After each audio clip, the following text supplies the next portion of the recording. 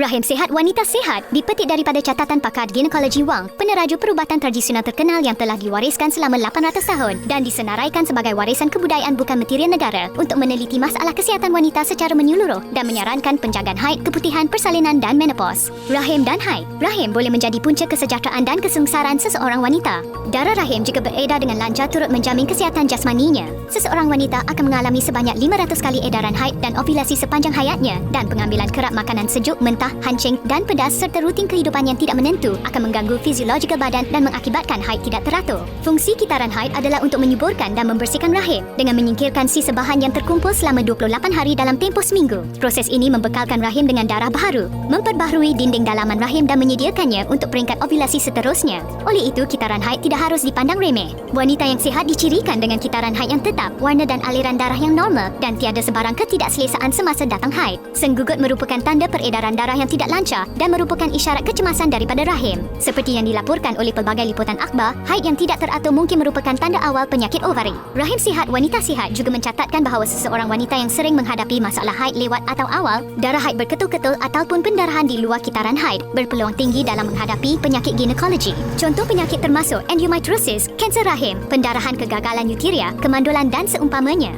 Berbeza dengan haid, keputihan akan berlangsung sepanjang hidup seseorang wanita. Lelehan lendir ini membawa fungsi pelinciran dan pembersihan dan merupakan sejenis alternatif pelarasan dan penyahtoksikan semula jadi badan. Jika haid digambarkan sebagai gotong royong, keputihan pula setara dengan kerja pembersihan yang biasa. Keputihan yang sederhana mencerminkan kesihatan badan yang baik. Pengeluaran keputihan yang amat sedikit menandakan kekeringan vagina. Keputihan yang berwarna kekuningan menandakan badan terlalu panas dan lembap. Manakala keputihan yang berbau pula adalah mekanisme semula jadi badan untuk menyingkirkan kelembapan dan penyahtoksikan. Persalinan. Selain melahirkan zuriat, tempoh berpantang juga merupakan tempoh terbaik kaum wanita untuk memperbaiki tahap kesihatannya. Setiap wanita mengalami perubahan yang amat ketara semasa mengandung dan selepas bersalin. Rahim pada peringkat akhir kehamilan adalah seberat 1 kilogram, yakni 17 kali ganda sebelum kehamilan. Bahkan persalinan secara semula jadi akan mengembangkan leher rahim sebesar 7 kali ganda. Oleh itu, penjagaan rapi amatlah penting untuk menjamin kepulihan 100% dan mengelakkan masalah prolaps rahim. Selepas bersalin, wanita akan kelihatan pucat dan tidak bermaya. Badannya juga lemah dan tidak berkemampuan untuk membersihkan rahim secara sendiri. Oleh itu, dalam tempoh 30 hari selepas bersalin, kaum wanita harus menjalani penjagaan dan pelarasan badan secara holistik agar dapat 1. Menyingkirkan lokia, 2. Mengecutkan rahim, 3. Membantu penyembuhan luka dan 4. Memulihkan kecergasan dan tenaga.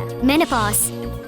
Lazimnya, menopause akan berlaku sekitar umur 50 tahun. Namun, terdapat juga wanita yang mengalaminya pada umur 60 tahun kerana mereka menjaga rahim sejak muda lagi. Menopause merujuk kepada keadaan yang mana sebelum haid berhenti, fungsi ovary merosot dan rembesan hormon berkurangan, lantas menyebabkan dinding faraj menjadi nipis dan metabolisme sel terjejas. Oleh itu, kemampuan untuk menangguhkan menopause dan meringankan sebarang sindrom susulan amat kritikal kepada kesihatan wanita. Bagaimana untuk menjaga rahim dan ovary kita? Kami mengesyorkan rumusan penjagaan yang diguna sepanjang 15 tahun dan amat digemari oleh wanita. Rumusan ini dimanfaatkan oleh 6 jenis ubat tradisional Cina termasuk 1. Salvia, membantu menyingkirkan darah beku. 2. Herba leonori, membantu mengecutkan rahim. 3. Angelica sinensis, memperkaya darah. 4.